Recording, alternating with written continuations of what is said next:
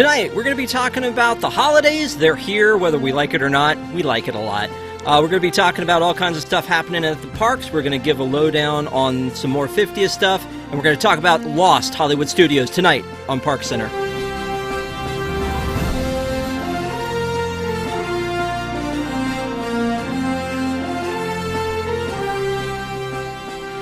Welcome to ParksCenter for November 7th, 2021. I'm Rob Whiteside. I'm your host. Please, if you're new to the show, give us a like, a subscribe, click for notifications, dab, whatever fills your heart. We're excited to be here and talk about Disney parks. So tonight with me, as Desi has mentioned, it's Ink and Paint plus Rob. So thank you guys for being a part of this.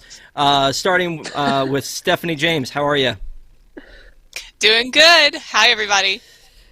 Miss Emma Cooley. Hey, howdy, hey guys. And Desi. Sivaco. You didn't have to. You didn't have to put me in the spot. Yeah. Oh, I'm sorry. You started it. That's all I'm saying is you started it. Anyway, just wanted to say thank you guys for waiting around for us. We appreciate it. But if you're not watching this live, then you know nothing happened. So we had a lot of stuff to talk about this week, and we want to start with Christmas. It's the most wonderful time of the year. There are Christmas shows, they're not shows, they're Christmas parties starting this week at Disneyland and Disney World. I know that Mr. Tom Corliss has tickets to see the one in Disneyland. Those sold out very quickly. There are still possibilities for the one here in, I want to start with Stephanie. Are you going to any of these parties? Have you been to any in the past? Have you looked at what the offerings are? Talk to me. Yes. I'm not going this year. I'll start with that. But I have been to some in the past. The offerings this year, actually I was there in December last year, and that was the wrong time to go because they didn't have the Very Merry or anything like it like they're doing this year. But they do have the cavalcades. It looks like they're going to do the full parade during the party as well, and the dance parties, which my kids really enjoy. So that would be fun. The cookie stroll is okay. It's kind of standard cookies that you go and, like the trick or treat at the Halloween party, you go and you get your cookie and maybe some hot chocolate or your glass of milk. But it's fun, and the wait times is really what you're paying the money for. So you have a lower capacity crowd, lower wait times, and just festive.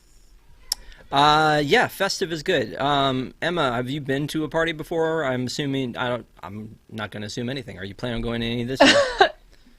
Not in a very long time, no. I think we did Very Merry when my brother and I were younger, so probably I don't know, maybe when I was 8 or 9 we went. I can't remember.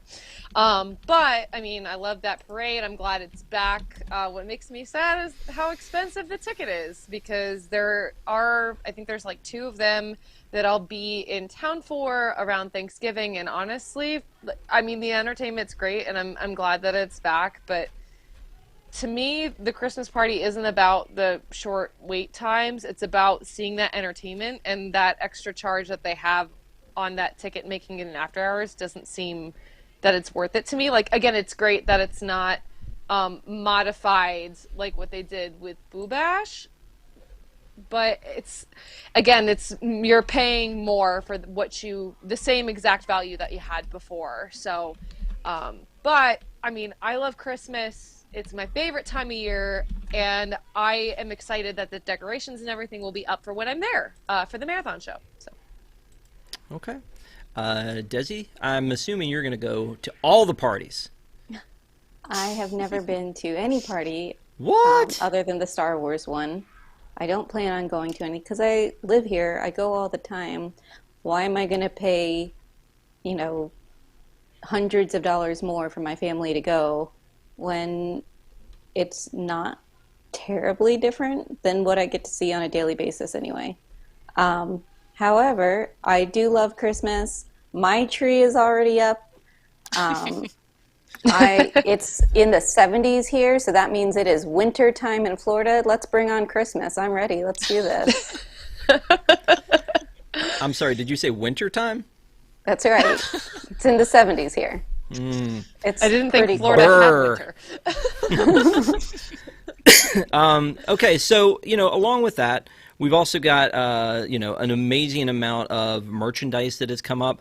I don't have it handy, but if you guys have looked at any that you think that stands out among like over the rest, I know that I like looking at the website. The Lionel train makes me want to buy it. I don't need a train, but it's a Christmas train, so $60, like that's not a bad deal. Or anything that pops out to you guys. Are you guys like, and again, big Spirit jersey people, holiday ears? I'll start with Emma on that one because she's nodding her head a lot. Yeah, I may or may not have already bought the Spirit jersey the second it hit Shop Disney.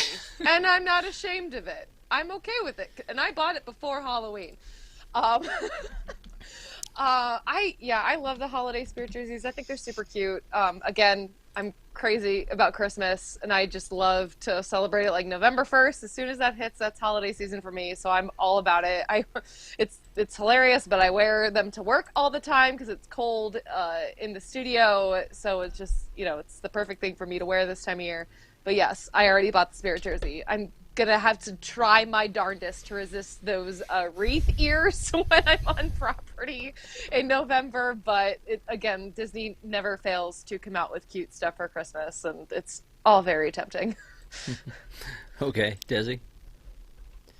For me, the majority of my ears come from small shops because I would rather give my money to small business than to Disney. But 4 things that Disney is trying to Love her. the monorail for the 50th. I am strongly considering it for my kids for Christmas. However, my husband thinks that $125 on a monorail toy is ridiculous. So somebody needs to try to help talk him into that. That's fun. All right, Stephanie? Yes, at least with the Spirit jerseys and the ears, you're wearing that $125. You're, mixing and matching. But I too agree with Emma. I too also purchased the holiday ones more so than the typical standard ones. But I actually thought of you, Rob, about something that I saw. I'm it's an impulse buy. I'm gonna have to get it. It's the Wishables countdown calendar, the Advent calendar. Oh my God! Yeah, yes. so it's so cute. Just for the little Donald Duck alone, he has a little gingerbread Mickey in his hand. Oh my gosh. Gotta get it. That's adorable. Well, Yes. I will say I did get that calendar, but Oh, I have problems. And I think I've talked about it before. It's a 12-day calendar, and it's labeled as an Advent calendar. That is not Advent. Advent is the No, that's true. 24 days leading up to Christmas. The 12 days of Christmas, despite what the retailers will tell you, and this is me up on my soapbox, is that the 12 days of Christmas happen between the 25th and January 6th. And so I have it. I haven't opened it because I'm not going to do that because it's not time yet for the 12 days of Christmas. So at some point I will do that. But yeah, it is a very cool set. And from a Wishable standpoint, since they run usually about anywhere from $12.99 to $14.99 for a Wishable, and you get 12 of them full size for $99 or less if you're using a discount. That's actually a pretty good deal. Yeah, it is a good deal. Yeah, that's a steal. We should all get them. all around. And then we'll all open them in the appropriate period of time between Christmas Right. and Three Kings Day. We'll do that. We can have a big TED Talk afterwards in our post show if you want to about the 12 days of Christmas, but it is a big thing for me. So anyway, holiday snacks is a big thing. The difference though is in Florida, everything is about the 50th anniversary snacks right now, and I think that we saw a little bit of that at Halloween, that maybe there weren't quite as many specialty Halloween snacks as there have been in the past. I'm wondering if we're going to see that same thing for Christmas. And Desi, I'll start with well, actually, I feel like somebody took a breath and it sounded like Stephanie, so I'll start with Stephanie. It's possible that we don't see as many. I don't know about the breath, but anyway. I'm a sucker for peppermint, anything chocolate peppermint. So if I were to go during the season, I would want to go to Jock Lindsay's and get basically everything there. All of that looked amazing, and I've Yeah. watched Eric enjoy the cookies last year, so I'm gonna definitely would love to have that if I were to go, which I'm not, so unfortunate. Okay. All right, Desi. I don't know if it's just because our reporters were out, but it seems like there are more offerings at Disney Springs than there are in the parks right now. So there's a lot going on at Disney Springs treat-wise for the holidays. I tried to find a Christmas treat at Hollywood Studios and came up empty. So I wound up with a Wow. 50th treat instead. I'm so sorry for your loss. Me too. Okay. I was hoping for chocolate peppermint. Emma.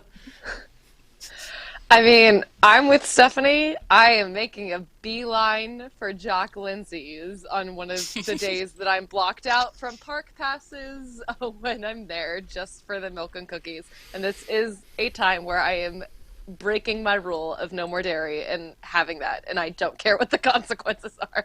But yeah, that's true. It's kind of weird that there seems to be more at Springs than in the parks, which, I mean, in a way, I guess it kind of makes sense. Holiday shopping, people are going to go to Springs for that. Not necessarily that something that you have to have a park ticket for. I mean, of course, there's always the exclusive treats to the after hours, or yeah, I guess it's Very Merriest After Hours or whatever it's called this year, that are always there as well. But I mean, that's like really the only full extensive list that I think I've seen on the site from the parks. I'm sure we'll see more. Maybe I think it's like the November 12th that when the holidays officially start in a few days. So who knows? But that is weird, Desi, that you didn't see anything in studios at all. Because I feel like that park is pretty decked out for Christmas as well. Like that to me is second, or a very close second to Magic Kingdom with how festive it is. So hopefully we'll see more Maybe later. they're just waiting till closer. Right, they could be. So I'm working with some Let's new talk technology about here, Slack. people. Let's talk about Slack. No, it's fine. It's fine. We're all fine. How are you? Doing great. Rosita says I need to be less serious, so. Do what? Let's talk about this. That's what I meant to say. There's Yes. Gertie Gertie. with a 50th ornament in her mouth. She's living her best life.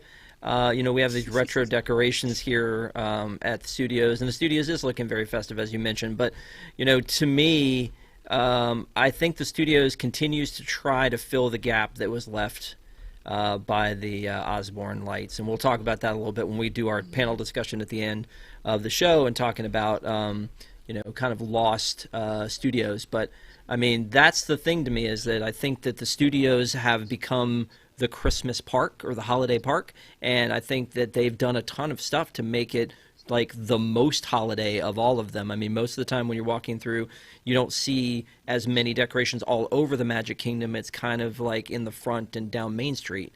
But when you go into Hollywood Studios, it's kind of everywhere, short of Batuu, although I feel like... Can I get on my little soapbox about that? I aren't want you Batuu already... to celebrate Life Day. Why doesn't Batuu celebrate Life Day? Right. I mean, Star Wars has its own holiday. It is canon now because it was in the Mandalorian. They had the Lego holiday special where they were talking about Life Day. Why doesn't Batuu Yes. celebrate Life Day? I don't know. Tell me. Why don't they? They should. They need to. Okay. Yep. Just call Disney. I'm sure they'll do it for you. There was some talk of Pandora doing that, right? Having sort of a holiday celebration that is like world appropriate.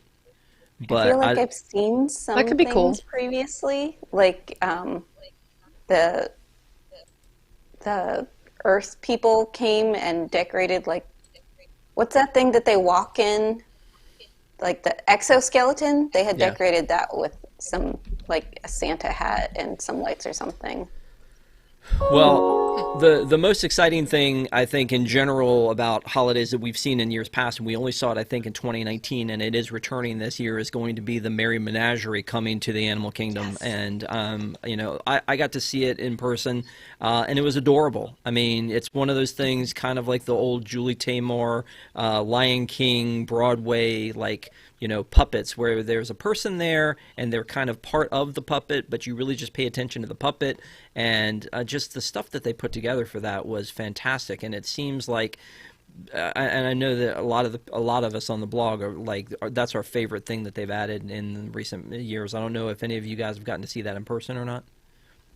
No, not I got yet, to but see I'm it in excited 2019. Okay. What did you think of it in person versus maybe like what did you have seen on the sites, Stephanie?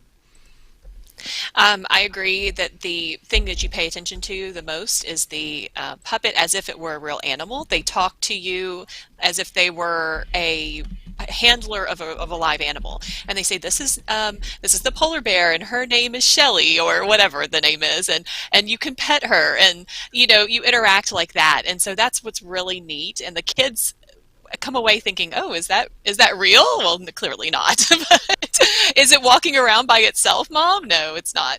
But they do an excellent job. They really do. And I think it was definitely needed. The Tree of Life awakenings that they do, the Christmas special ones, are fantastic if you can stay around to the evening time in that park and watch that. But this was definitely something during the day that was needed to bring life and some festive, flair. Yeah, and as ridiculous as this may look, in person, it's kind of awesome. I mean, right? It is. I mean, it Yes. does look a little bit on the silly side, but I mean, like the music and the bird, like all of it was just so well done. Somebody really, it just shows that they put a lot of extra care into this, and it really fits the park. I like the color pattern too. Yeah, absolutely. Very true. It stands out. And I witnessed a small child in a stroller going up to one of the, and just enamored with like, I think it was probably the penguin. And it's really neat to see that kind of stuff happen. And that's that Disney magic that, I'm hoping can still be a thing because of COVID. Like, we've lost that, like the magic of a hug from Mickey or, like Yes. Cinderella or that is just, it's weird now that like these sightings, and we'll talk about the sightings in a minute too, that it's just not quite the same. And I'm hoping that since these were puppets that, and it's outside, that maybe that people can still have those nice Disney Disney interactions. Yeah, and I honestly, I think this is one of those things that, it's not something that you can experience online. Like, it's the cast members and that special interaction that makes that moment magical. I mean, we say it all the time, cast members are the magic. And my hope is that this is going to kind of be the test run of possibly bringing Streetmosphere back and other things, because this is very similar to that kind of entertainment in my mind, as far as how close the cast members are with the guests. So that makes me happy to see something that is interactive come back finally. It, especially again with more people getting vaccinated and things getting better. I like this is the time to bring this back, and I'm glad it's happening for the holidays, and I hope that we take more steps with that kind of entertainment. Gotcha. I agree. So you're going to stand on the entertainment soapbox. Desi's going to be on the Life Day soapbox, and Stephanie's soapbox is to be determined. Stick around. We're going to tell you what that is. I would also want to ask you guys a question, because I don't buy a lot of Loungefly, but for some reason this bag looked really kind of cool to me. With like the little, like it's got churros and the teacup and It's a Small World, but it's all in like holiday Christmas style. Is it too much? Like, is there a point where like it's too much holiday? Is it too red? Like, or is that cool? I think that for people who collect Loungeflies, that's adorable. I have 3 Loungeflies myself, but they're all kind of evergreen. They're not like I can only wear it 1 month out of the year. So I like it, but I don't like it enough to buy it and only be able to wear it one time throughout the year. Wow. Yeah, see, that's my thing, is I already have one and I feel like the designs are all very similar. In fact, I can grab it in a second. But like, I feel like it's always the same treats that are on the bag, and I mean, they're cute. It's just, again, I feel like once you have one, because you only wear it that one time a year, you don't need another one, you know? Well, it matches the Spirit jersey this year. The food spells out Walt Disney World on the back of the Spirit jersey, so that's why they did that with the Loungefly. But I have a Christmas Dooney that I bought 2 years ago, and that's what I wear during the Christmas season. So I'll mix and match. But I guess if you wanted to, coordinate completely, then get the Loungefly plus the Spirit jersey, and you can have your whole outfit together. Like I said, you wear your $250 on your person. Well, I still have mad respect on how hard you're holding on to Halloween right there. So again, I'm trying. Yeah, no, Coming in with the Mickey turkey, we got Okay. that in this, and yes. Moving slowly into the next holidays. Pace yourself. Yes. That's a good message to have. Yeah. So See, this is from Right. 2019, 2018. So you can see it's a lot of the same treats that are on that bag, and the print on the inside as well has it. But again, like, they're cute. It's just, I think it's the same kind of shtick for all of them. Gotcha. Okay. I actually like the one that had Mickey and Minnie on the ski lift this year. I thought that was a cute one. Yeah, the Walt's Lodge collection one. Honestly, okay, so let's pause for a second on this, because I have a huge problem with merchandise. Everyone knows that. I may or may not have bid on something on our Give Kids the World auction and won it last night, but I would like to say thank you to everyone who did donate last night and buy something for Give Kids the World. Desi has shown, she's using a visual of what a kid looks like when we talk about it. So just in case. Well, he is a Make-A-Wish kid, if that helps. But he woke up and climbed into my lap, so I'll try putting him back to bed as a commercial. No, all good. So anyway, speaking of kids, and again, thank you for everyone who donated to Give Kids the World. We do want to, we raised $20,000, or you raised $20,000 for Give Kids the World, and through our auction where we auctioned lots of stuff. There was a lot of merchandise that people love in there. There were, the mini main events. There was some of that stuff in there. There were Vinylmations. There were a lot of magic bands that went for a lot of money. So I have problems with magic bands already, Wishables, Vinylmations, license plates. These are things that I have a problem with. But so did you get the magic band with the license plate? I already had that one. But of course. But this is what I want to ask you guys, because I don't buy Spirit jerseys, and I don't buy ears, and I don't buy Loungeflies, and all three of those are very expensive collecting hobbies, I have to imagine. Yes, Yeah, we did we an have episode to on ink and Loungeflies. paint about this. We did. And the pink tax. Well, Yes. What? Yeah, okay. So I get it from that standpoint too, but in general, like, I mean, the people who buy, and again, I have a problem. I don't judge, but the people who buy those Spirit jerseys are expensive, like just Spirit jerseys. But Loungeflies I see online where people like put up Loungeflies on their walls, or even the mouse ears, the mini ears that you put up. Or people hang them on their walls. What kind of person will put like mini ears on their wall? That's ridiculous. You got me. Okay. Yeah, that is crazy, isn't it? Who on earth would do that? I just wanted to bring that up because, again, I know that there are a lot of different collecting paths you can take as a Disney fan. Allison, who used to be on the show all the time, her path was nothing. Which, mad respect for that. Her path was food. Right, mad respect. Okay, yes, that's true. Food. Her food choices were a lot more bougie than mine were, so I do understand that.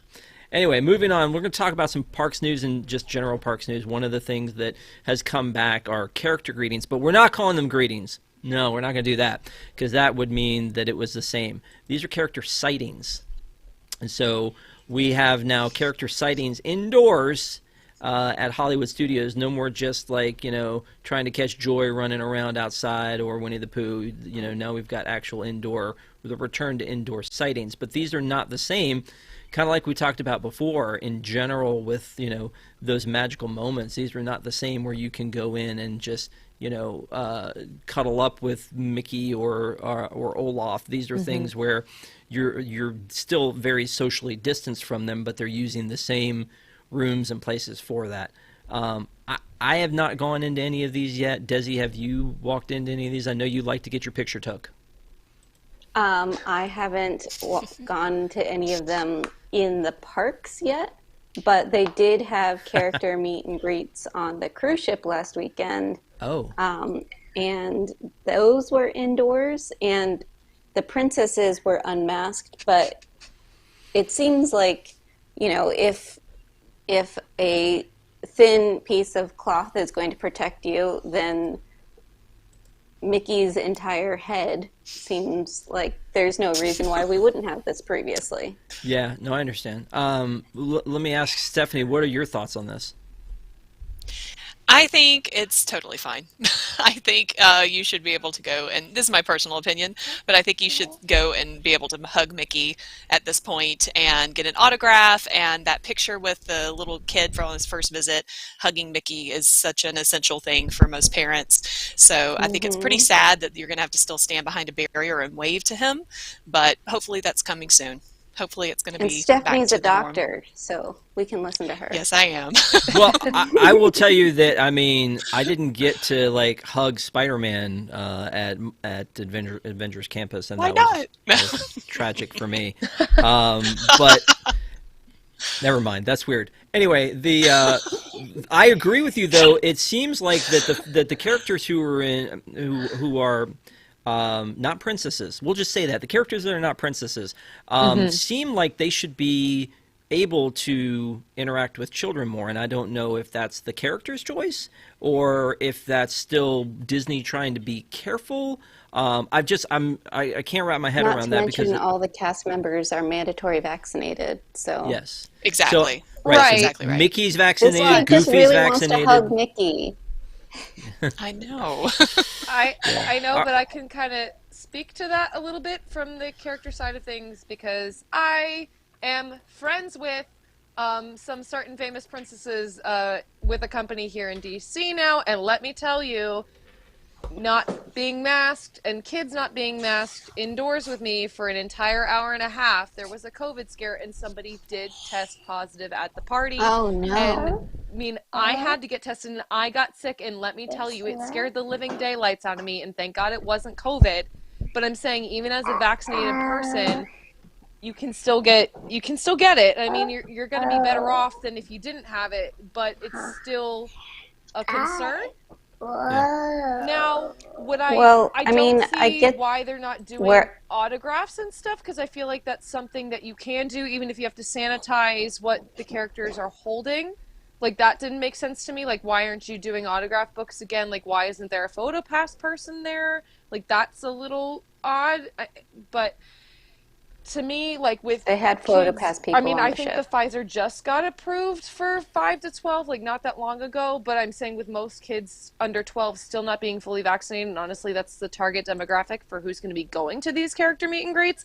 It's probably, again, better safe than sorry to keep it the way it is for now until, we're a little more certain that we can move forward with what things as they were before. I get that for the princesses and the face characters, but not quite as much for Mickey and Minnie. Right. Like, if they can wear a mask, absolutely. Like, I think they should be able to, because, and actually, that's the one of the teachers that I've talked to that seems to be working with, like, protecting kids who are in classrooms. So, like, I don't see why that's an issue with costumed characters. Right. So I agree with you there. Go ahead, Stephanie. The fur characters.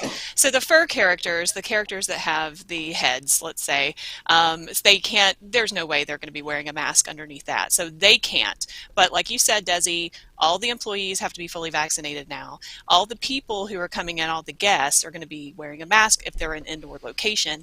And let's be honest, we know it's aerosolized particles, so the masks are not going to stop. It's very small particulate transmission. It'll stop large particles like spitting on Mickey, okay? But if the kid has COVID and they cough or sneeze, then that gets aerosolized throughout the room. So let's look at to Disney again and say, how are you helping out inside, indoor? You have to have a great ventilation. You have to have, maybe even a HEPA filter. A medical grade HEPA filter would help bring out a lot of these particulates. So there are things that Disney can do to retrofit or, manipulate the indoor environment to make it safer for their guests as well as for the employee. Okay, so that went kind of crazier than I thought, but but I think it's an important conversation because it's a big part of what makes Disney Disney, right? I went to Dollywood for Halloween, and they had characters you could take your picture with, but it was like a girl dressed up in makeup, like, and in a giant pumpkin. Like, I am always shocked when kids want to have their pictures taken with someone they don't, like a character they don't know just because it's a character. The pumpkin, I'm like, what the heck, right? But we're talking about beloved characters here. That's kind of like, this is what makes that Disney difference in so many cases, whether it's seeing those characters for the first time in a show, seeing them in person. I do think it's a huge deal. I hope that what they're doing is trying this out to see if then they can move to the next phase, because it was, hey, we don't have anything, and then it was, we have cavalcades, and then we have these interactions, and now we have sightings. So let's get back to meet and greets. That would be great, but maybe this is the road to get us there. But maybe again, more conversation to have down the road. So let's talk about something that maybe, I don't know, less polarizing, maybe. Yeah, it's funny. Is pavement. So I will tell you that our blog covers so many things, and I think that's one of the things I appreciate about it the most is we have reporters in the parks every day finding every little detail of the park that has changed, and you can't do that with a Dollywood or Six Flags. Only Disney, with all the changes they do, whether it's maintenance or additions or new foods or new merchandise or WDWNT.com brings it to you every day. Sometimes to the point where I think it's like a little too much, like when it's like, oh, hey, there's a new square of pavement in Tomorrowland. I'm like, cool. I can't wait till my next Disney vacation to get there and see that. I say that only to bring you this, where outside the Enchanted Tiki Room, we spotted in the pavement that they're doing here bird feathers and and bird footprints, which I think is kind of awesome. Like that kind of detail again is what makes Disney, a cut above the rest, is doing things like that, and they're repaving all of Adventureland in this kind of retro green pavement back to where it was in the day, because that kind of again is part of the vibe of Adventureland, is making it feel more authentic, more rustic. But I kind of love that they've added this element here. Are you guys with me on this? That this is cool, but usually it's a little eh. I mean, let me start with you on this one, Stephanie. I actually really like that. It's a nod back to the original way it was, right? In '71, they had the green pavement, but they're adding those little touches. Like outside of the Dumbo's circus, they have the there. So that's really cool too. I like all those little extra nuggets. Yeah, the peanut shells in Storybook Circus, the footprints that they're like the horse footprints that they've done through Fantasyland Forest. Yeah, definitely that kind of stuff really makes just a touch of difference to it, over just like asphalt. So I do like that they do that kind of stuff. But again, I mean, there's most people I think will go and never notice this, and that's actually okay. But it's nice that they do this. Emma, thoughts? Yeah, I mean, they did the detail work with the pavement with using the original R2-D2 to make droid tracks in Galaxy's Edge, so I don't see why they can't do this throughout the rest of the parks. And I think it's, as much as we make fun of Zach Ridley for sharing floor tiles of things, and I guess, okay, who cares about, a square of pavement, but it's nice that there is still some detail and care going into the way that these parks are being maintained. Yeah. Desi, thoughts? This pavement is certainly an improvement or nicer than the P trail that we've got through Liberty Square. So I'll take it. I'll take the green. It's thematic. It makes sense. So You know, I like when we it. started the show tonight, before the show actually started, I was kind of accused of being a little salty, but Desi, good Lord and butter, tonight you were on one. You were on a rant. Am I wrong? It's only because Rosita called me boring, so now I feel like I've got to up it. Oh no. Oh, so Rosita called you out. Okay, now it makes sense. All right, I'm with it. All right, let's talk about more characters. Disney California Adventure. Like I said, I need to someday go and be able to actually have a meet and greet with Spider-Man. But now we have the Eternals characters here. I don't know at this point that we're overly excited about the characters themselves. There's a little TikTok video here where they show these guys coming in and oh hey, cool, all my favorites. I haven't seen this movie yet. I'm excited about seeing the movie, but I think that the cool thing to me about this is the immediacy that they have here, and it started like with Loki. That when the TV show started and they had Avengers Campus, they're like, oh my gosh, day one, here's Loki in his TVA costume.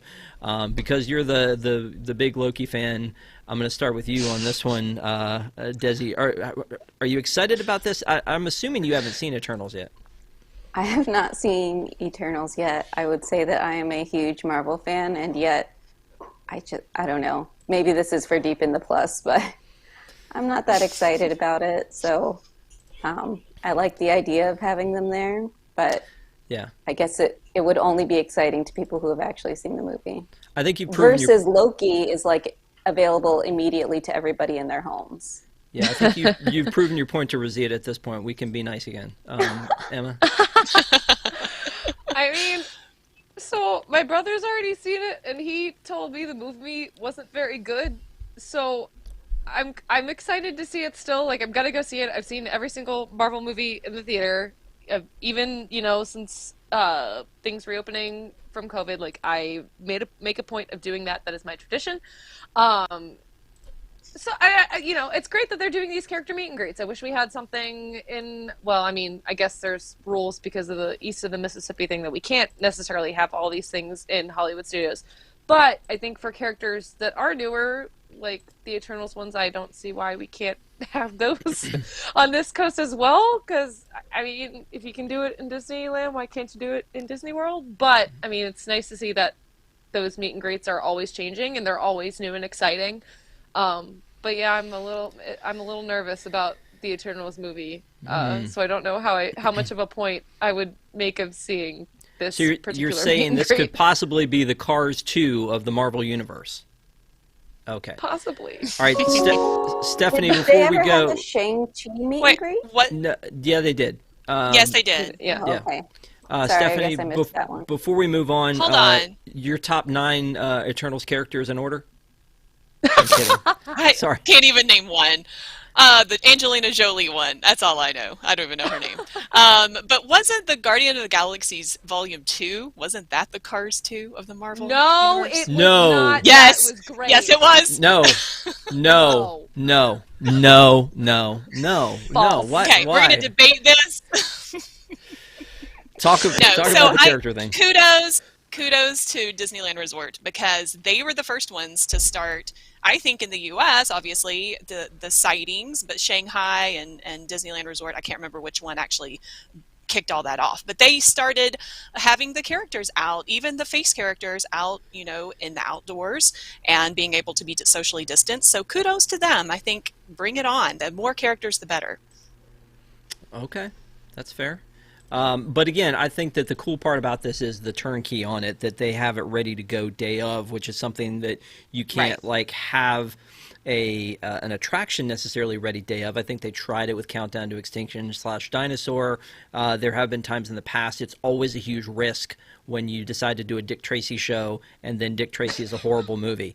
So I mean, so bad that it's still not on Disney Plus. I'm just saying. True. So there there are good things about the fact that this was not a huge leap for them to be able to do it. I mean, they just have a couple new costumes, so no big deal. But it is cool that there's an immediate like synergy and tie-in between the parks and the movies. That we can, that if Desi was in California, she could go the next day and get her pictures with the Eternals and have it up on our Instagram like that. That's really what it's all about. I would have done it for Loki. Okay, fair. So let's move on and talk about the 50th. I feel like we talk about the 50th, and we've got 18 months to do it, so good for us. 15.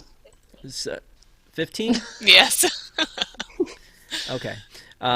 So there are a lot of new things that they've put out there for the 50th, and one of the things that I think is interesting is the collections and how many there are. We've kind of talked about this in the past. So you've got the Vault collection, and then you've got the Anniversary collection, and then you had the Day of collection, and so many different collections of merchandise that thankfully I'm not obsessed to get them all. But I assume that there will probably be people out there, Tom Corliss, who will want to have all of them. But I think that the cool thing is there's something for everybody, right? And so they've launched this new one that is the 50th Anniversary Iridescent collection. I don't know what I feel about this one, but obviously they've got the ears, they've got these. They've got pins. Pins are cool. This hat, It's just looks shinier like a rose pink gold. Marty McFly. yeah. I'm gonna let Salty Desi go first on this one. I almost went to the parks just to pick up the cell phone case cover, but I already have my gimbal thing on the back of my current cell phone case, so I decided not to go. However, I also really liked the t-shirt, and I was thinking about going to pick the t-shirt up, and then I realized it's the same exact t-shirt that I already have in white with the iridescent on it, but they've just made it, what is that, purple, pink, whatever Like that rose, color I is. guess? Is this the Mauve. shirt? Is this the one you're Yeah. talking It's about? mauve, yes. I'm pretty sure I have that shirt already in white, and all they've done to it is turn the color of the fabric mauve. But it's still cute, and I might still buy it anyways. Okay, Stephanie, this My son collection, thinks that's funny. thoughts? They washed all of the white t-shirts with red socks, and that's what you get. So I thought I was gonna buy maybe that long sleeved. I don't know if it's a sweatshirt or a t-shirt that says Walt Disney World, and then I realized, isn't that the front? Like it goes across the front instead of like the back on like a Spirit jersey. So I thought that was kind of weird. So I didn't get it. That, Oh, I that's wrong? the front? I thought that was the Oh, back. maybe. I don't know. I don't know. Maybe I saw it wrong. But anyway, I ended up not getting it. But yeah, I don't know. It's okay. They're not super impressive to me. now I can't tell which one's the front and which is the back. This is troubling. Sorry. Yeah, to me, this is just, let's revamp the rose gold again and make it just a little bit different. It's honestly, that's what it looks like to me. I'm like, oh, okay, we have a 50th version of the first, like, color collection. Whoop-de-doo. I don't know. It just, it's just all, it's too much. Like, I can't. Like, I thought there was already enough merch, and now, like, why? Just, why? We got to still level it. Can we still level it and we can just say it's a meh? That would be whatever the bottom level is. That's where I put this collection. Because to me, Have it's not special. Have you ever heard of the Galloping Grumps, the book with Winnie the Pooh? Because I feel like the Grumps have maybe like galloped from me to Desi to you now, Emma. So I'm just hoping that Stephanie's in the safe zone up there and continue to be positive on everything as we go along. Hopefully, fingers crossed. We talked about this a little bit earlier, the monorail, and in a way, that's kind of the same thing that okay, the monorails have been out, and now here's another one, but this one just happens to be the one with the 50th. But this is different than the one I have, because mine doesn't have these little stairs next to it, or the little monorail. maybe I'm secretly starting to justify why I need this one, but it also doesn't have this the monorail sign, and it looks like it may be controlled differently. The one I had is just battery operated. This one looks like, you know, you just turn it on, it goes around in circles. This one looks like it has a remote. This remote that's down by the side with it. But I mean, this looks really cool, and it's the 50th, and that's a problem that I have with a lot of the 50th merchandise, is that when you put a 50 on it, now all of a sudden my anxiety level of needing to have it goes up a little bit. I don't know if you guys are the same with this or not. Emma, I mean, 50th stuff?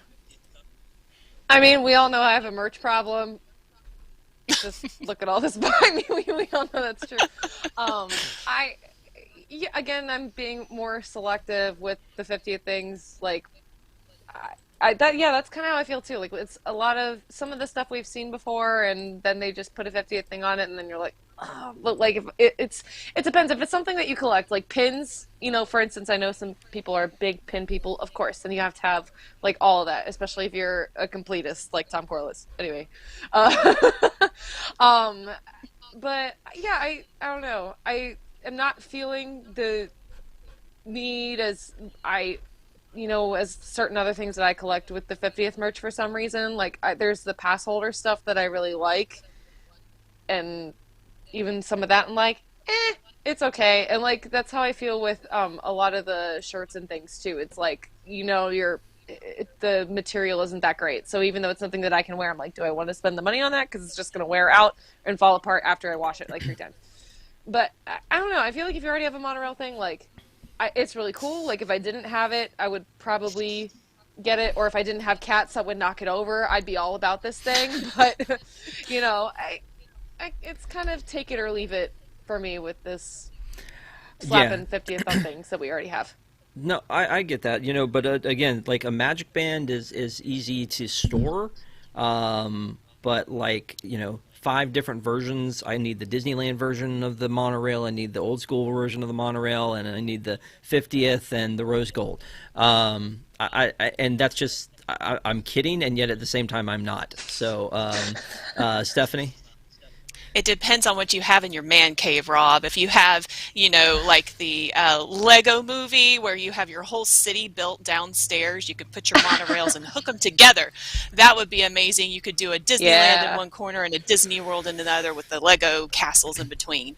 But as far as the 50th stuff goes, you and I have talked about this before. I missed out on a bunch of the day of stuff, so I'm kind of looking, you know, longingly at the resellers on eBay going, should I really get this?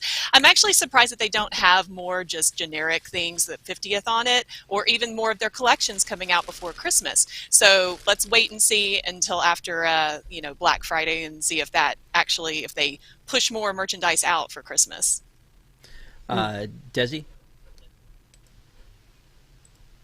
I am still trying to convince my husband that I need to get this monorail. I think it would look fantastic just looping under the tree on Christmas morning when the boys run out and they see that Santa was here. I mean, how can I say no to that? No, it doesn't say. It doesn't sound like you're saying no. Right, sounds like he's saying no. Is what it sounds like to me. I think he's in the room. Yeah, and you guys have a very different relationship. I'm the one that goes, I need to have, like, you know, I actually have always put the monorail under the tree. You know, and that's kind of cool. And God bless you, Stephanie, for being an enabler. I think a lot of us all are. It's like, you should totally get that. You should totally get 6 of those and put them all over your house. That would be fantastic. What a great idea. And I'm like, oh, yeah, thanks. Stephanie said we should do this. But the thing is that I wish so much I had a basement in my life. I don't. I'm living in an apartment. So what's a basement? Yeah, right. But basically my man cave is an oversized closet and a second bedroom in my apartment, so that's not going to work. But it doesn't stop me from continuing to want to get in on all this stuff. Let me just show one last thing, is that there have been a lot of cool art pieces that have come out. There was a coin collection set I wish I had gotten my hands on. There's a gold ticket that I was advised don't bother with. There's like, you know, there are a whole bunch of different little things that have come out for the higher end collectors. So they released this Mickey and Minnie statue Yeah. Like, and they're in their iridescent 50th outfits, and I mean, this is at Art of Disney store, but this is a pretty cool looking thing. You know, it definitely, if you were going to get one thing for the 50th anniversary, this would definitely represent it. Do you guys, you may have already looked ahead, but the price on this, $150, is that unreasonable for this? For It's only something as nice as $25 that, more than a no. monorail. Yeah, but the monorail goes. No, I'm just kidding. I'm sorry, Stephanie. Stephanie, you go. I was just going to say those specialty glass ornaments were $100 a piece. I thought that was astronomical, even though it was by some artist. I don't even remember whose name. Sorry, but yeah, for a statue like that, I don't know. I think that's it's okay. Okay, Emma, do you have a space that you can carve out behind you to shove one of these things? No.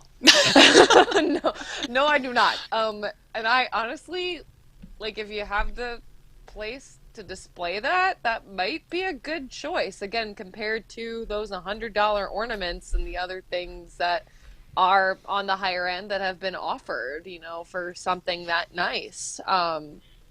Again, if I had the space, maybe, but probably not, because even then with the pass holder discount, that's still kind of a lot. But, you know, I think for people who do collect and do have nice art pieces that they like to display, I think it's a nice option. Okay. So, Desi, this or the monorail? Which one are you buying? The monorail and $25 in my pocket. Not even a question. I mean, the boys can play with the monorail. What are they going to do with the little statue of Mickey and Minnie? I just noticed that my name says Desi Loki Lover. I didn't see that before. Well, you know what? I mean, not everything's for the kids. Some things, I mean, you know, some things are meant to be cherished separately, maybe. I don't know. I mean, theoretically, we're all grown-ups with toys, and that's probably a problem. Probably. Probably. But it's one of those things where it's like they say the first step is to admit you have a problem. I don't feel like I need to go to the second step. I'm just good knowing that I have the problem, and we'll just stick with it from here. So I am better able to pretend like the monorail is for the boys than I would be for that statue. Okay, Justifying. that makes sense. So the last thing I wanted to kind of touch on with the 50th, because again we'll continue to cover 50th stuff. I know it seems repetitive that we talk about it, but there's just new stuff introduced all the time, and there are pins that are coming out on a daily basis and all kinds of other stuff that if you need more information on, you go to wdwnt.com. All the information is there. There was a lot of 50th stuff in the auction for Give Kids the World. We're going to have a marathon show to raise money for Toys for Tots coming up at Thanksgiving. There will also be opportunity for more 50th stuff. So if you can't get to Orlando to get stuff for the 50th yet, again, it's a marathon. It's going to be happening for a long time, but at the same time, you know, we can you can bid on some stuff, and it'll be for a good cause. So that'll be great. The last thing I want to ask, though, separate from that, because we kind of touched on it a little bit before, what happened to the color collection thing? I feel like that every month it was a new color that was coming out, and we had to have that. Did they run out of colors, Stephanie? Is that what happened? Didn't they have well, no, but they're going to invent new ones if they run out. Didn't they have like an evergreen ears or something that came out recently? Do you guys know? Yeah, it was like There was mint or something like that. Yes. Yeah, it was like a different like green color. So they're still doing it. It's just not as prominent, I think. All right, Emma, what was your color? Was it rose gold? I mean, that's what got me hooked. Yeah, that's what got me hooked onto the ears, because I can't remember when those came out. But I mean, I'm still pretty basic, but I was definitely more basic back then. I don't know. If the color collection goes away, I'll be like, bye, see ya, good riddance. I like it. There's just so much of it already. I feel like we don't need more. Yeah. Okay, Desi. The only color collection that I bought was the Wishes Come True blue. As you met earlier, I have a Make-A-Wish kid, so I felt like, you know, of all the color collections, at least that one went to a good cause. And so I've bought, not only here, but I've also bought the Alani Make Wishes Come True blue shirt as well. And they only had that in child size, so thank goodness I can fit a child's extra large. Sounds about right. Okay, so thank you guys for talking about all that stuff. We're going to take a quick break. When we come back, we're going to talk about Lost, Hollywood Studios, MGM Studios, whichever one you want to call it. We'll talk about that when we get back. So stick around. Don't go anywhere.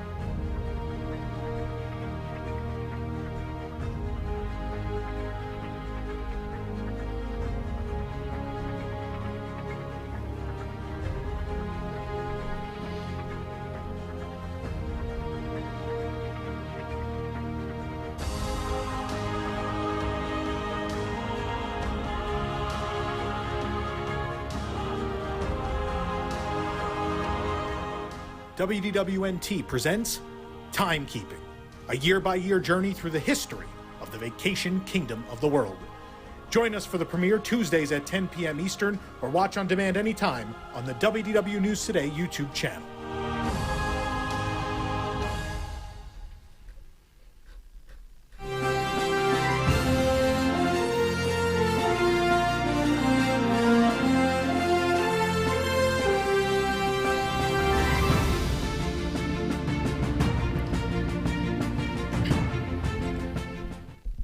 Welcome back to ParksCenter. Thank you again for joining us tonight. We really appreciate it. We are here every Sunday night at 8 p.m. We weren't here last week, but that was Halloween. You were giving out candy. You didn't even miss us.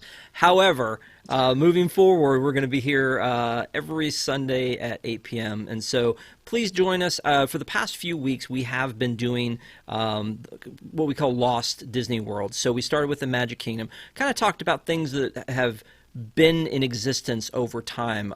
We've talked about nostalgia with this particular celebration, and some things they do, they are, kind of playing on the nostalgia, the Vault collection. There's a lot of, of the treats that are named after, Mr. Toad's Wild Rides, etc.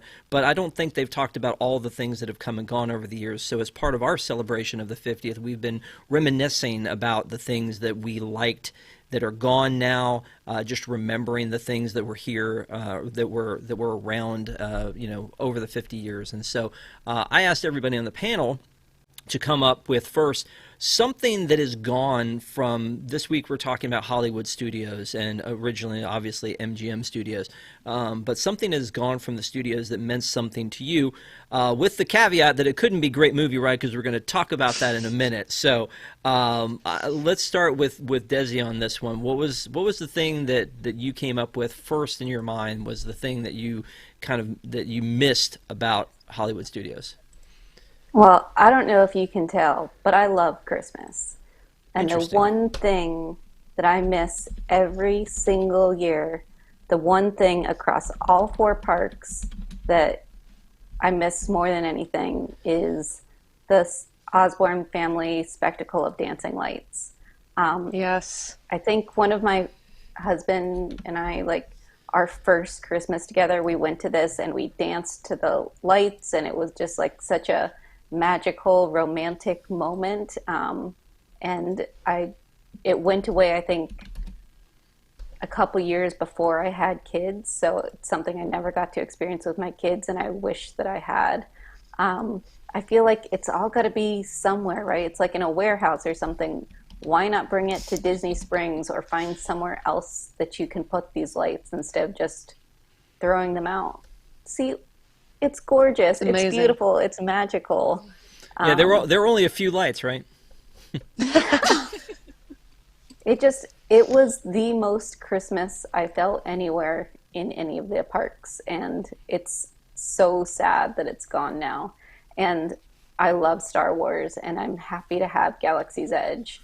I probably could do without Toy Story Land.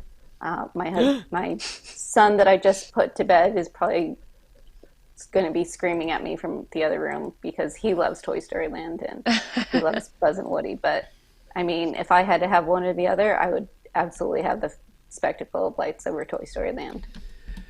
Well, you know what, I didn't get to see it but once, I think, and it was pretty amazing. They would have the snow that would fall down, and it was all done on the back lot. This was when it was really considered more of a working movie studio, and they had the streets of America, and they would decorate them up for Christmas. And I guess the story goes that the Osborne family used to decorate their house, and then they made it bigger, and then they bought the houses next door and made it bigger, and it became such a nuisance, I think in Arkansas where they were, that they were just they were kind of told to shut it down, and Disney was like, no, we got you, bring it to us, we'll put it up.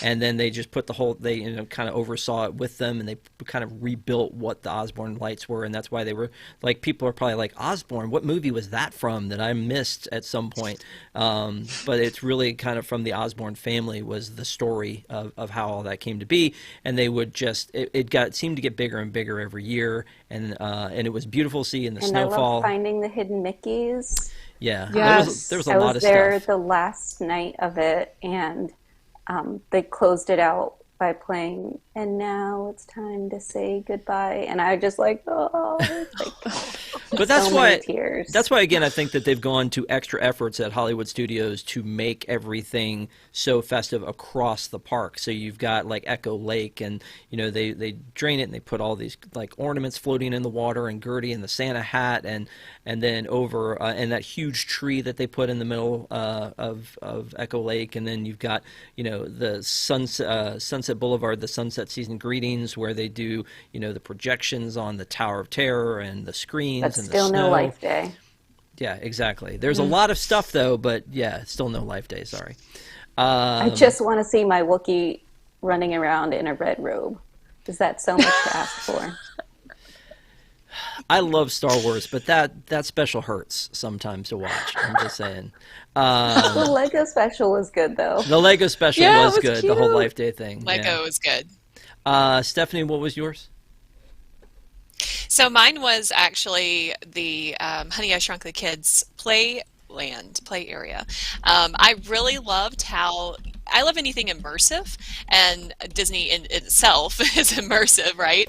But in particular, being on that set was as if you were in the set for their backyard, and you could run up to the dog's nose and it would sniff you, and you could slide down the Kodak film, yes, Kodak film, and you could ride on Auntie, and I just thought that was so cool. I remember bringing my kids.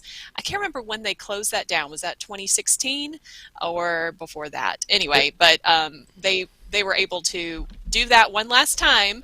Got some pictures of them with that. I just felt like those giant blades of grass would have fit so well into Toy Story area where it actually kind of worked. But I know that the movies aren't the same, clearly.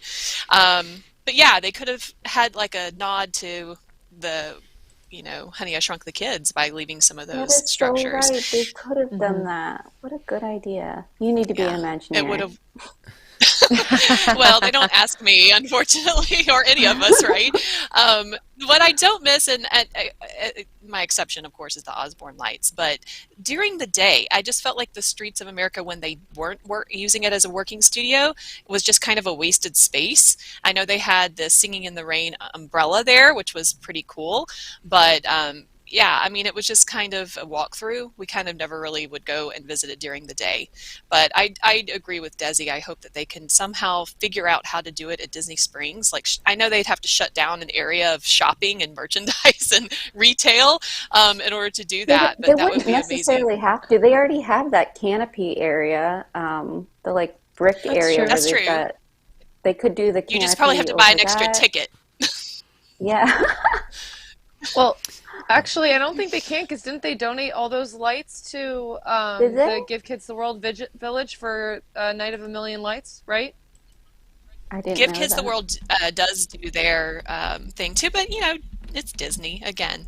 Why No, but I'm not bring saying it didn't back? Disney donate the lights from the Osborne family lights to that to them, didn't they? They I may don't know. have, but you can always buy more. That's true. Exactly. That's true. All right, so Emma, what is the one thing that you miss from Hollywood Studios?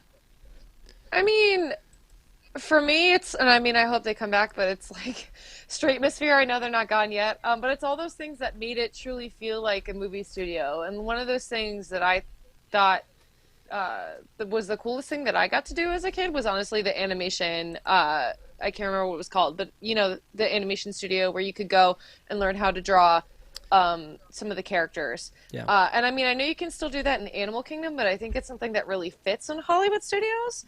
And I mean, the other neat It's thing kind was of that weird to they have it in Animal animated, Kingdom. or And yeah, so it's not far like Kiki's Planet too. Watch. Take You a can go train. learn and draw characters. But the cool thing was is that they animated parts of different movies there. Like wasn't Aladdin part of that drawn there? I Mulan think. And was drawn Stitch. there. yeah, Stitch. Mulan. So I mean, again, you actually have. Imagine that, a theme park that's supposed to be about the movies, like you're getting to experience that and actually see that. Yeah. And I wish that hadn't gone away because I think what might solve Hollywood Studios' identity crisis right now is that you have Hollywood Boulevard and Sunset Boulevard where you are learning about the movies and seeing the behind the scenes, and then you have the lands that immerse you into them, like Batuu. And I mean, I guess Toy Story Land, even though it could be a lot better, but then you have those other themed lands where then you actually go into the movie itself. And I just miss that. And I mean, I know the backlot tour wasn't that great, but honestly, those things where you got to experience Hollywood in a way that, I miss that a lot. Gotcha.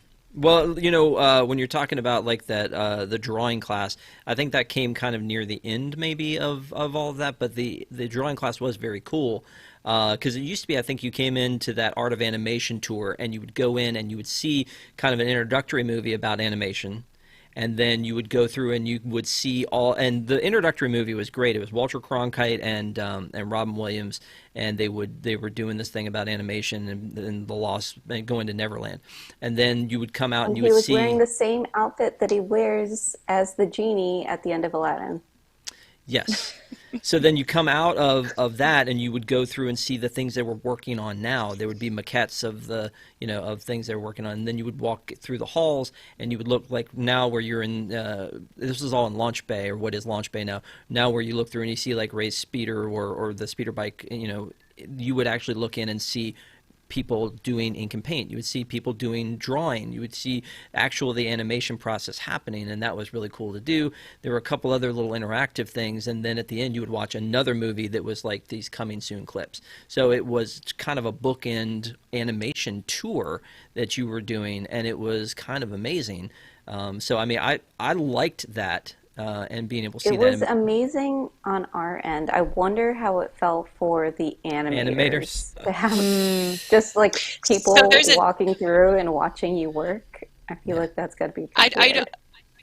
I kind of wonder if they didn't have like an area like you're talking about where you walk through the tour area where it was just kind of like, okay, we're drawing on this as an example. Because if you are backstage, there's a whole 4-story building that is the animation building. So I think that's probably where the real work actually happens. The real What? magic, if you will. How dare you? No, they Yeah, were doing it. sorry. I saw it happen. It was real. No, I think you're right, Stephanie. I think a lot of the stuff they were doing is they were doing reproductions of things that they were selling. Like the ink and paint people were not drawing, like filling in for the next movie. They were doing like some, a limited edition of, of 50 cells that they would then sell off somewhere else. I think that's probably what was happening. But it you were felt still real. getting to see, you were still getting to see the process, which was kind of neat. But the drawing class you were talking about, Emma, I think about the one that's over at Rafiki's Planet Watch, and that one, I've said this before, it feels like some kind of a timeshare meeting because of the way they've got like the chairs set up, and they have the people are dressed in there like, yes, the next presentation will be in 7 minutes. If you'd like, go ahead and take a seat, please. And I'm like, no, I do not. But they, sorry, we already own DVC. Thank you so much. But it just doesn't feel the same, does it? Because it's like it's almost like some ad hoc TED Talk and not an actual drawing experience with the desks and everything. So that was a neat thing.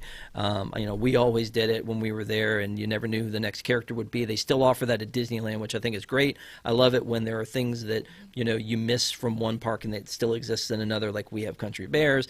They have the animation building, basically. It's not quite the same as what we had originally, but it's very close to what we had before they shut that down. So Stephanie already talked about what she didn't miss, because that was the next question, is what did we not miss? Things that you're like, you know what, fine, I needed the space for something else.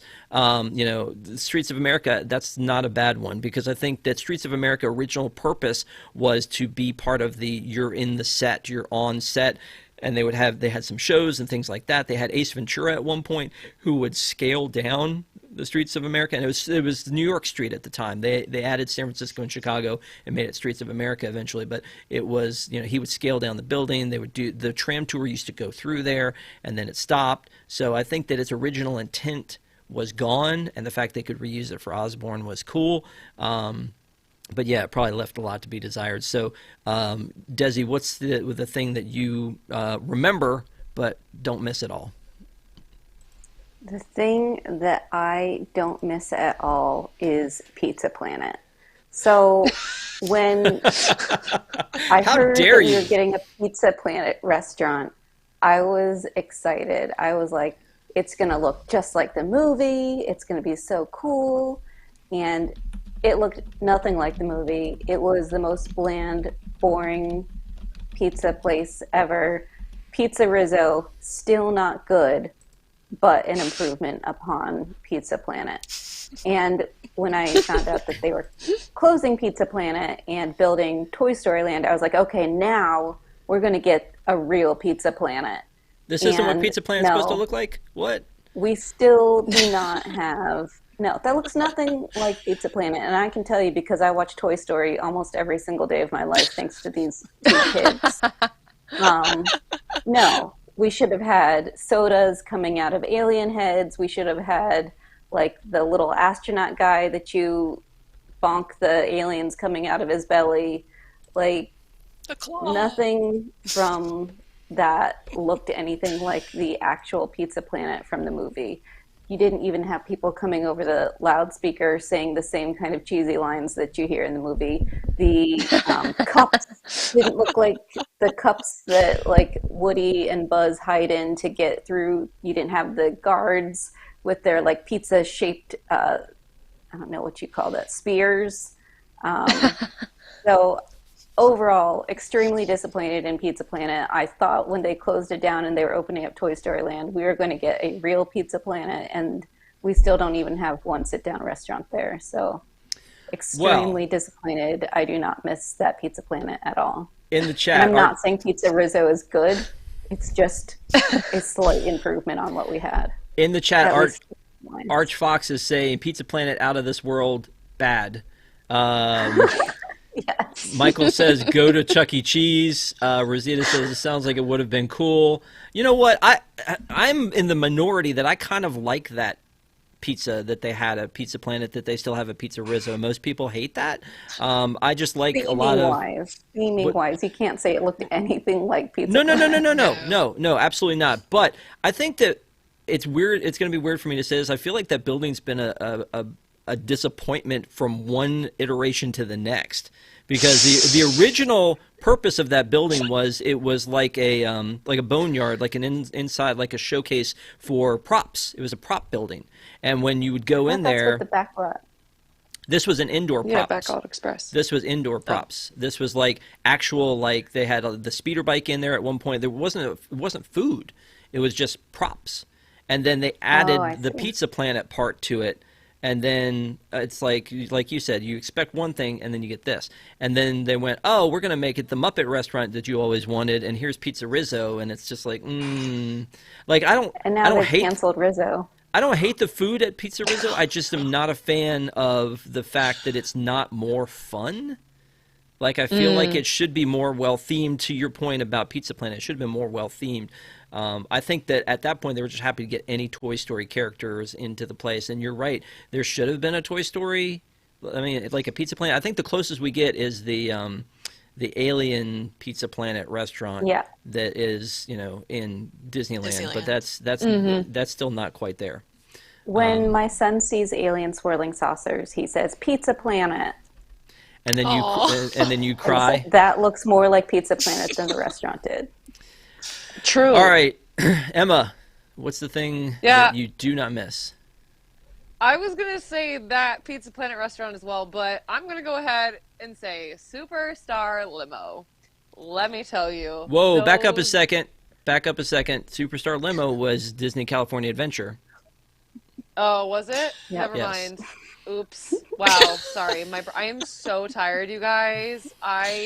Here's what I miss apologize. is that Wow. they never put Superstar Limo at Hollywood Studios. Why didn't they do that? Oh, such a Actually, miss. It would have made more sense there, but anyway. No. Here, let me throw one out to you that I think, because I didn't say like what thing that I missed about Hollywood Studios, but I think what I missed about Hollywood Studios was the backstage tour. The whole tour to me was Hollywood Studios. Like there was this one huge tour. It was like 3 hours. And you would go in there and you would go on this huge tour and they would walk you through the making of movies. And obviously you had other things you could do. You could do Star Tours and you could do Raiders of the Lost Ark show. And they had, Sunset Boulevard hadn't been built yet. So, that they didn't have as many thrill rides and things like that. But it was kind of meant to be a tour in general. And you would go through and you would do a walking tour. And in the walking tour, you would go through and you would see how Foley is mixed. And there was this movie called The Lottery with Bette Midler, and you would watch the movie, and then they would show you, oh, here are all the props from that, and here's how we did this, and here's how we did that.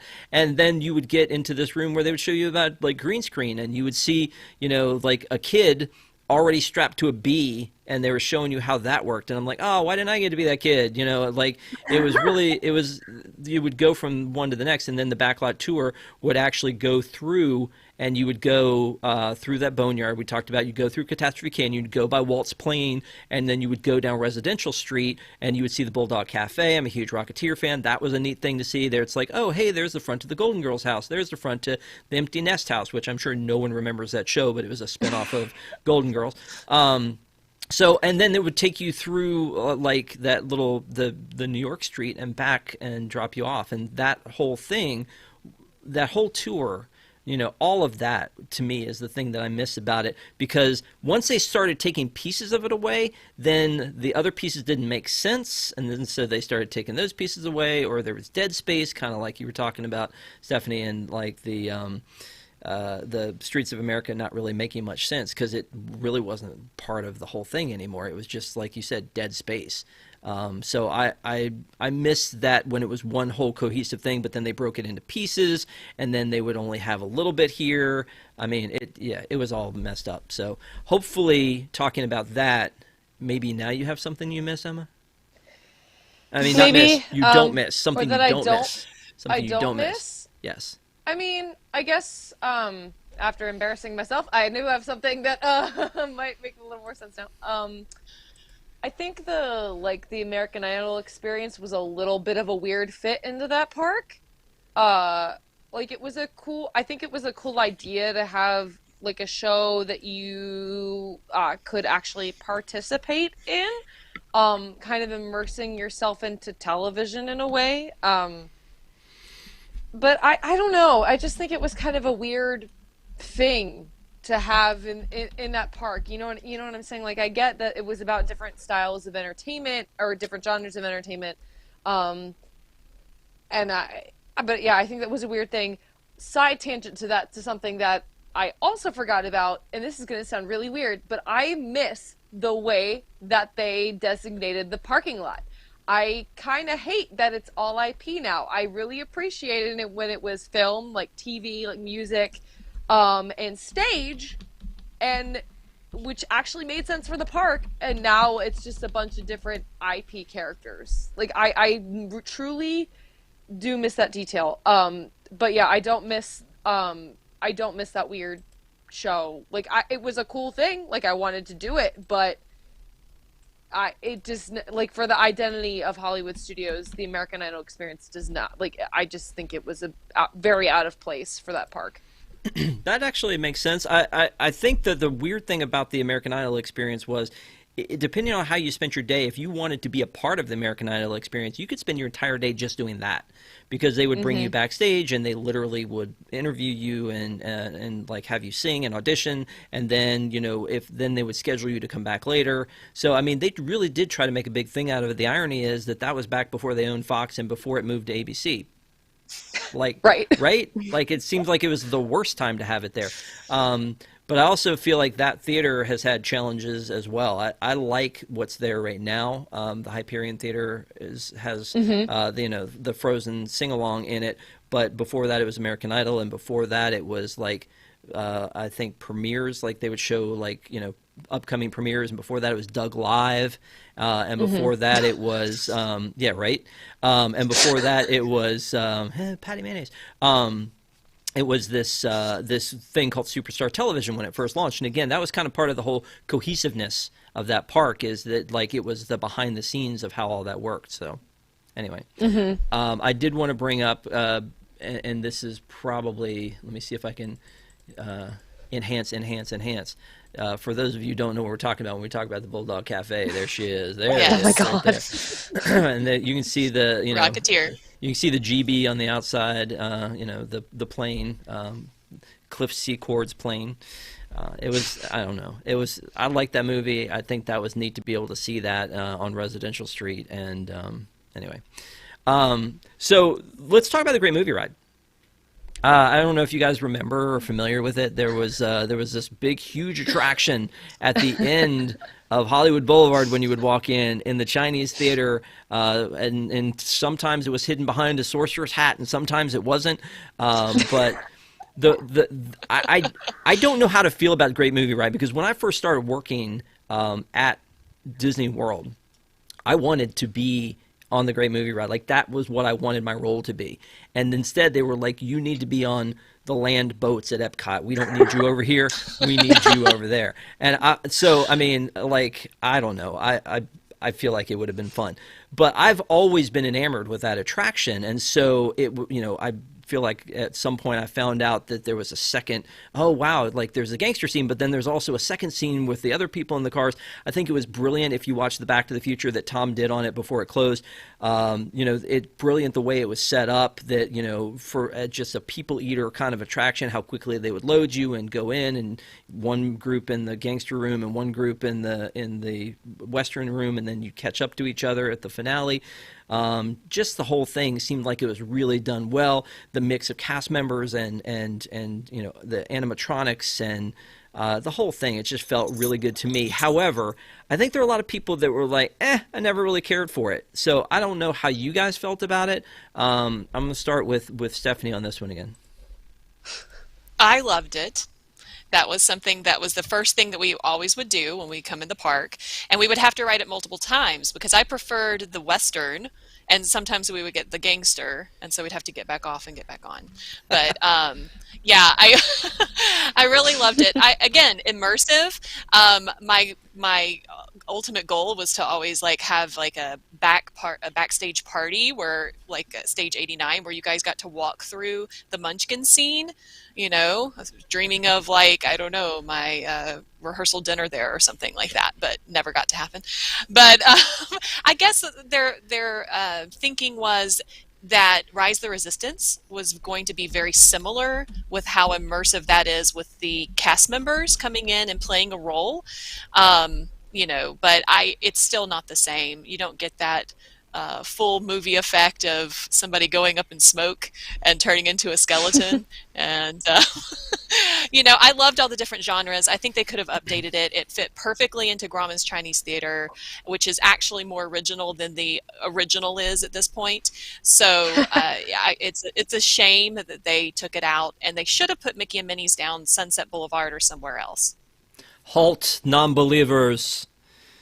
Disturb the treasure of the gods, and you shall all pay. Okay, sorry. Anyway, you would have been great. No. It's fine. It's fine. This is the perfect ride for me because I love the movies. I don't know. It's just, it's a neat. It was a neat thing, you know, beginning to end, and so. But again, there are a lot of people who looked at it as it was tired and boring, or hey, it needed to be updated. But I feel like those were classic. But those were classic movies. Like it was different genres too. Right. Like so, when I first started writing it, and I know you probably won't believe this. Like the gangster scene was not relevant in the year that I started, you know, I mean, that wasn't an updated movie. Singing in the Rain was not an updated movie. So all of these things Singing are in like the Rain, I will still watch today. I don't even remember the name of that movie with like the girls in the champagne glass or whatever that was at the beginning of the Footlight ride. Parade. I can't either. Footlight Parade. Yes. See? I mean, Casablanca, Busby Singing in the Berkeley's Rain, Mary Footlight Poppins Parade. are all classic. Who knows Footlight Parade? I staged honestly. a million musicals. I'll stage a million more. Like those trailers that you would, yeah, I know, I have a problem. Those trailers you would watch as you were like coming down was like, that was the teaser for what you were about to see. And then, you know, I don't know, a lot of people paid attention to that, but you know, they would run all those trailers and they're just burned into my brain. Like, stand aside, Ethan. You know, I don't know, not me, no. It was Stand Aside. I forget the guy's name. It was like, no, you don't, Ethan. Ethan, no, you don't. And then like the cut aside. But I mean, like those things were like just in my head and burned into my skull. Like the Mary Poppins one, the Alien, the Raiders of the Lost Ark. All of those things were really, you know, they have all the original trailers, and you get down there and then you get to ride through what you just saw. But again, a lot of those are classic. Wizard of Oz is a classic. I don't think those necessarily need to be updated. That said, it could have been, right? They could have been updated. They own a ton of IP. You could put in Sound of Music now. You own it. You know, you could have put in Star Wars. You could have put in Avengers. You could have put in so many things that would have been so amazing, other than like, you know, just updating the narration and a couple clips at the end. They could have done something bigger. I don't think it needed to be updated, but it certainly 100% could have been updated.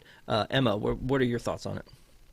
Yeah, I truly, still to this day, love and miss this ride so much. I mean, talk about what I was saying, the whole, like, honestly, with the new lands being built, this would solve that identity crisis problem, because you start seeing the behind the scenes in the, you know, the movie studio, and then you see the trailers, and then you get to go into those movies, which is so cool, truly magical.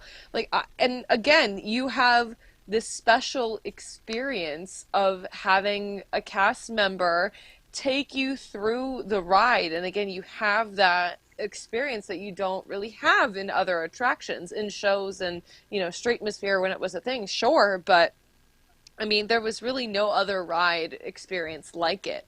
And yeah, like that's the thing. It's like you could update it if you wanted to, or you can maybe do, I mean, I don't know how easy it would be to do an overlay per se, but yeah, you can update it or you can leave it, because those are classic movies that still stand the test of time and are still important to the history of entertainment.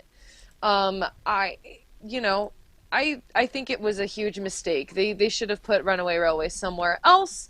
They could have done a different animation courtyard kind of a thing. I don't know. Maybe bring back Toontown and put it in Hollywood Disney Studios, which might be kind of weird. Yeah. But you know, so they shouldn't have gotten rid of it, and it was a huge mistake that they did. they already have Disney Junior in the animation courtyard. They could have put Mickey and Minnie's where Star Wars Launch Bay is now because you have an Right. entire Star Wars land. You don't need Launch Bay. Put Mickey and Minnie's in there because it makes sense. It fits. You make that the, Disney Animation. Junior area and Mm-hmm. leave the Great Movie Ride as is. Yep. That would be I perfect. I mean, I've said that a bunch of times. I don't think people dislike Mickey and Minnie so much because of what it is. I think they dislike Mickey and Minnie because of where it is and what it replaced, like what it sits on the bones of. When they build this in California, and it's going to be taking up backlot space, and the only thing they've really taken out is like the Gag Factory store as an entrance. You're really not losing much there. So I think that you're It adding makes so much more something. sense in Toontown. Yeah, It you're adding does. something there, and it makes a whole lot of sense. I mean, could the animatronics be better? Yeah, but I think that in general, I think that's a fun attraction, and a lot of people who ride that, I've heard people say they like it better than Rise. I've heard people definitely say that they think it was time to replace the Great Movie Ride.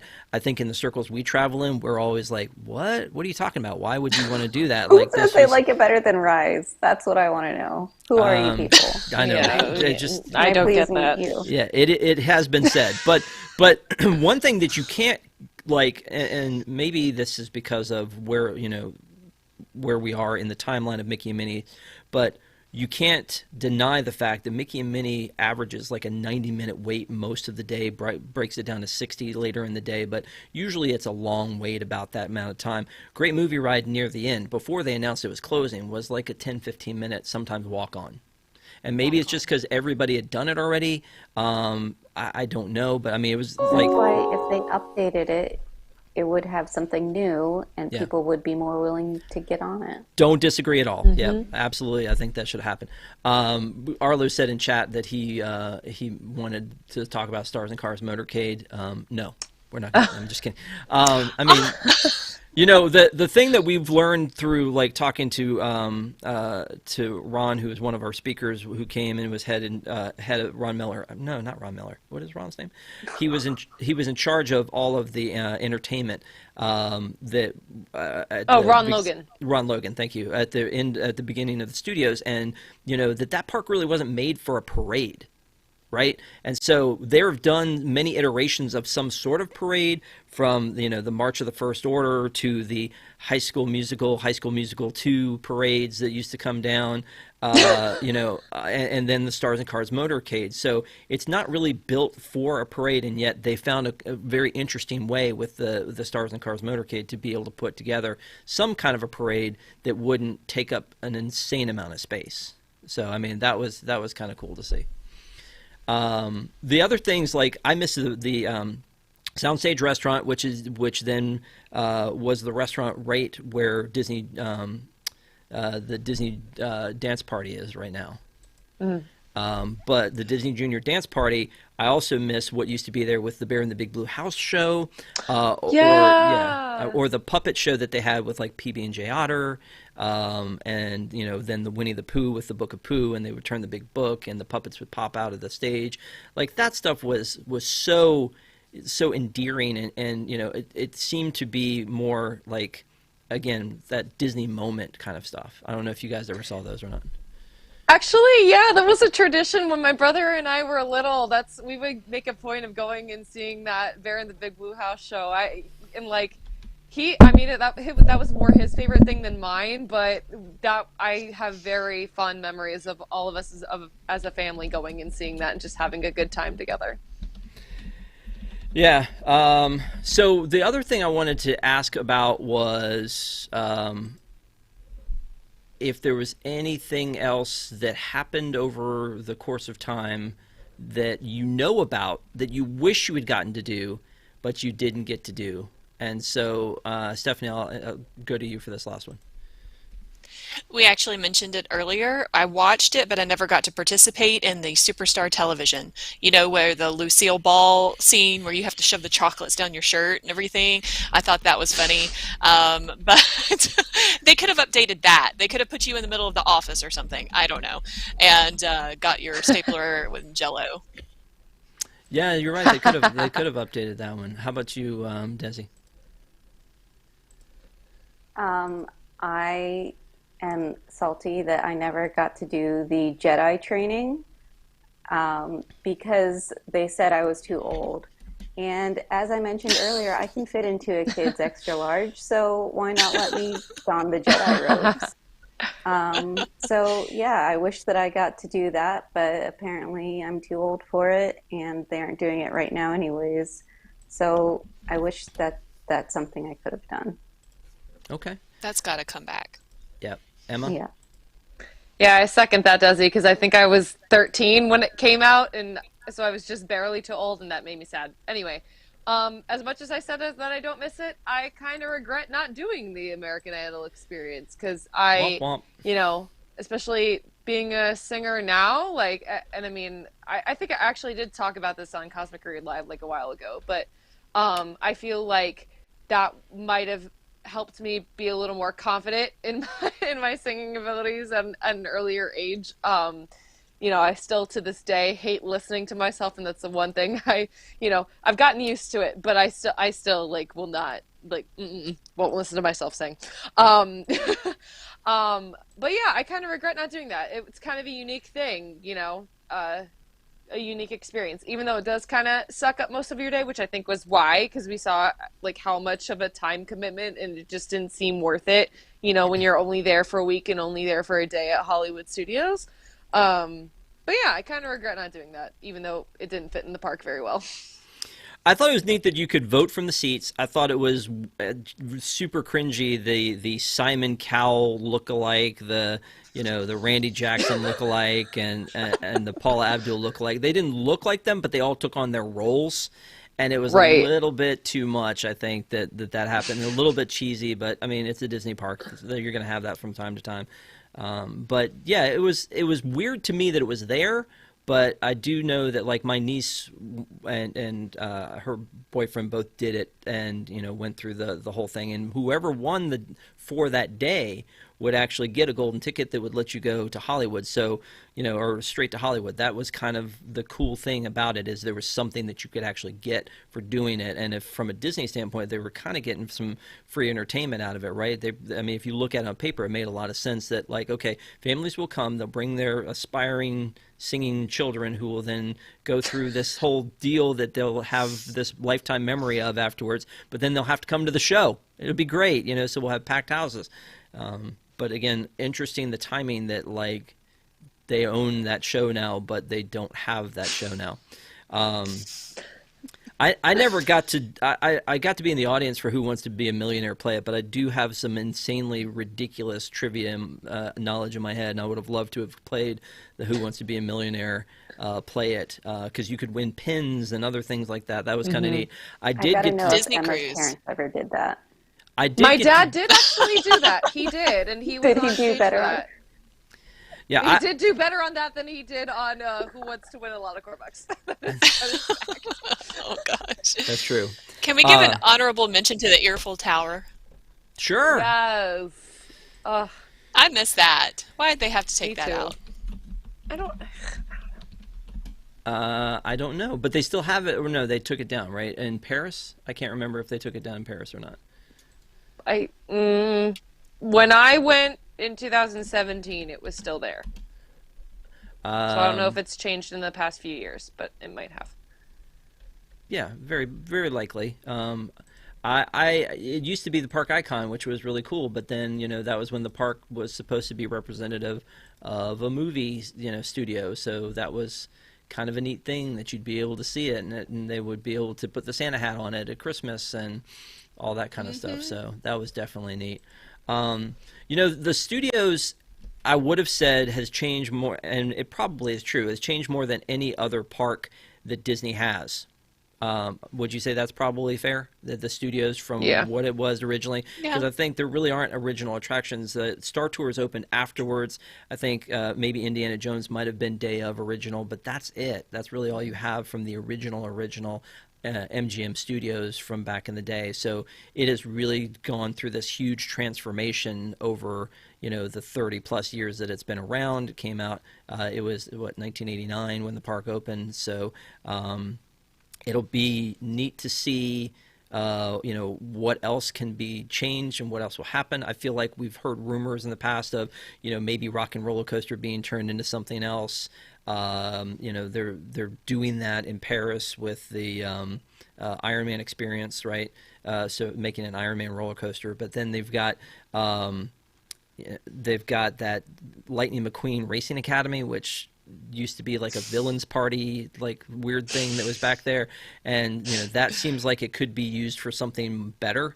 No offense to anybody who loves Lightning McQueen's Racing Academy, but then you've also got I feel like a huge waste of space in Fantasmic. I love Fantasmic, but if you think about it, at Disneyland, it's just existing area that they made the show on the island. I mean, it's not, but there's huge walkways and this giant amphitheater and all this backstage area, and while I like the show, that's a lot of real estate that they could do something else with, and that's a lot of real estate that only really, when it was actually happening, only would apply to 1 to 2 times a night max, and a lot of times maybe one night a week, and then they had actually cut it back to like a couple times like during the week. So you're not really getting your like space use out of that area, I don't feel like. So I would love to see them evolve it into that. But a lot of people have said, well, Epcot is so far different from what it was. The countries are still in so many ways the same.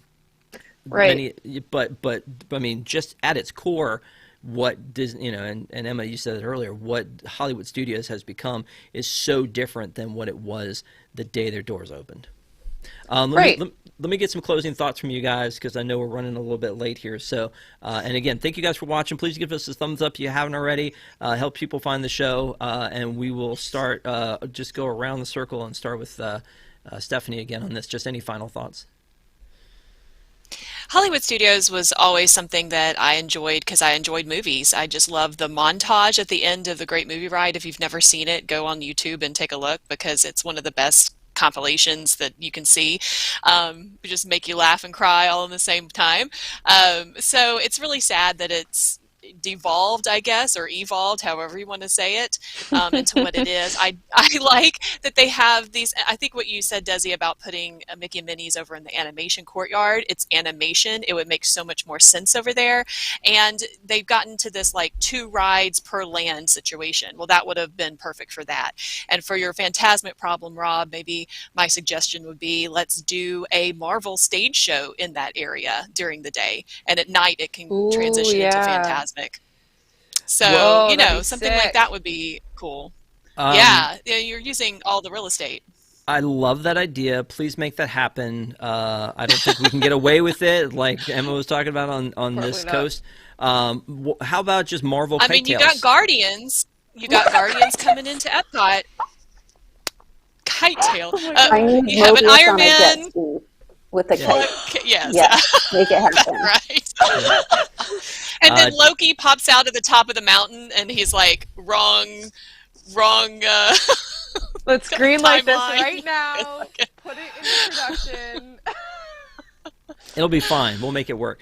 All right, Desi, final thoughts. With put that kid to bed. He's Hollywood way past his Studios bedtime. being the biggest change. And some people saying Epcot's gone through a lot of changes. Well, Epcot did not have Spaceship Earth completely gutted and changed into a Mickey and Minnie ride.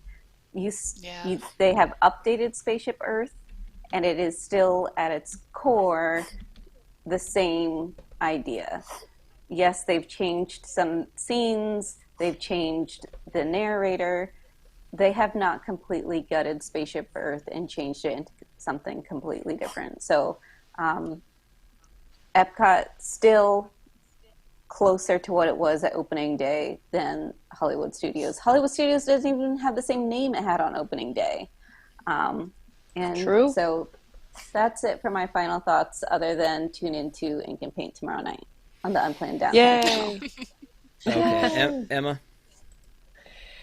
Yeah, well, actually, Epcot kind of does have a different name, because it was technically Epcot Center when it first opened, and now it's just Epcot. Anyway, side note about that. But I think this park is still like I guess some people would argue that it had an identity crisis to begin with, but I don't think that's true. I think it was very clear, like a behind the scenes, like you're going onto a movie set and experiencing what that's like. But now it's just kind of a mess. Like I think there are some things that are cool, but I think the overall feel of the park and just the again the identity, what is at its core, what's at its heart, is kind of a mess and all over the place. That being said, I hope that bringing back Streetmosphere, please do that, and some other things that we're missing from that, golden age of Hollywood, and again, making you feel like you're stepping into the movies and behind the scenes at first. I think that would help a lot. So maybe we'll see some of those changes made in the future, but who knows? I still like it anyway, even though it has problems. So just one last thing that, Desi, you were talking about the name change. Just a reminder that back in the day, there was actually a suggestion in 2017 of what the new name of the park would be, and there was a survey they put out, and the names on it were Disney Kaleidoscope Park, Storyverse Park, Hyperia Park, Beyond Park, Cinemagic Park, Legends Park, XL Park, and Cinemagine Park. I will say that when I was in college, I was the president of the movie committee, and our committee was called the Cinemagic Committee. So I would have loved that. Yikes. Wow. Sounds like a new show, a new fireworks show for Bob Chapek to develop for that park. No. Cinemagic. Yeah. No. Arlo's mentioning that I know that the channel we always joke about, the Hyperia XL theme park, because let's just throw it all together. It doesn't really matter, right? I mean, it's just a whole, the whole thought process behind the new version of Studios it was like you're going to live your experience as opposed to see how the experience was made. You're going to live your movie experience, and so I don't know. I wish it was what it used to be, but then again, is there that same interest?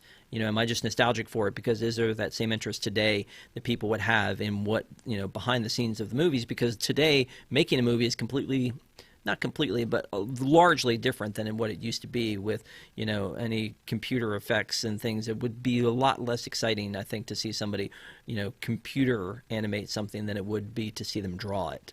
That's just a thought that I have. So, maybe this is the park we need now. But I would like to see there be more there. I'd like to see it grow even more, and so hopefully we'll see that down the road. But I'm thank glad you guys. that Indiana Jones is coming back, though, Rob, Yes. seriously, because it was one of the original attractions, and who doesn't love to see people get hit in the face and blown up? So, Do you think you they'll always need still pull stuntmen. the guy out of the audience in the flowered shirt, or are we past that? Yes. Yeah. Okay. Totally think so. All right. Well, thank you all again. Thank you guys for watching at home. We really appreciate it. Next week we will end this, not end this series. We'll have to do the next series in the series, which will be the Animal Kingdom. We'll talk about Lost Animal Kingdom, and I know it's weird to think of since it started in 1998, but so many changes have happened in Animal Kingdom, things that have come and gone that we'll be talking about. So make sure to join us then. Until then, thank you guys so much for watching. Have a great week.